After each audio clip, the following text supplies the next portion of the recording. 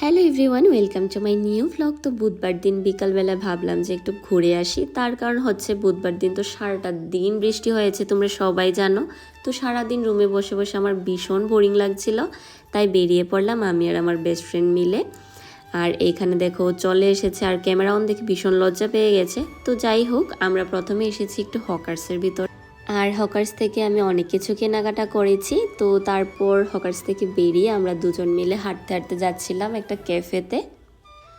আর আজকে শকুন্তলা রোডটা দেখো একদম ফাঁকা বৃষ্টির জন্য। তো এত সুন্দর ওয়েদারে আমরা হাঁটতে হাঁটতে চলে আসলাম ক্যাফের ভিতরে, আর আমরা এসেছিলাম দ্য ইয়ামি পয়েন্টে।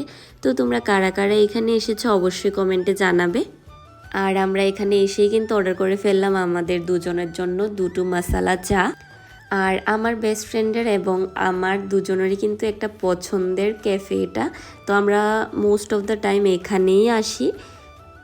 তো দেখো চাটা খেতে না খেতেই আমাদের নেক্সট অর্ডার চলে আসলো। আমরা অর্ডার করেছিলাম চিকেন পপস। তো এটা আমরা ফার্স্ট টাইম খেয়েছি এই ক্যাফেতে, আমার কাছে তো ভীষণ ভালো লেগেছে। আর আমার বেস্ট ফ্রেন্ডেরও কিন্তু এই খাবারটা বেশ ভালো লেগেছে।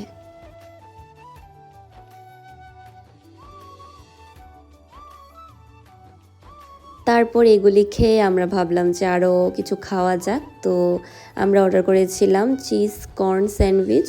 তো সেটা আমার খুব ভালো লাগছিল। আর এটা খেতে খেতে আমি আরেকটা জিনিস লক্ষ্য করে দেখলাম যে ক্যাফের উপরে একটা ইঁদুর দেখো কি সুন্দর করে বসে আছে।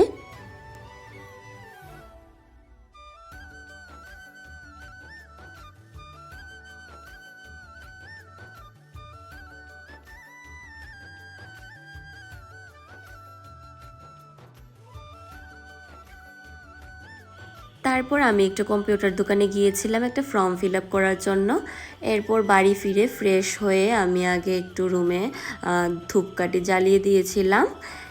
তারপর আমি ডিনারটাও কমপ্লিট করে ফেললাম, আর ডিনারে করেছিলাম হচ্ছে নুডলস।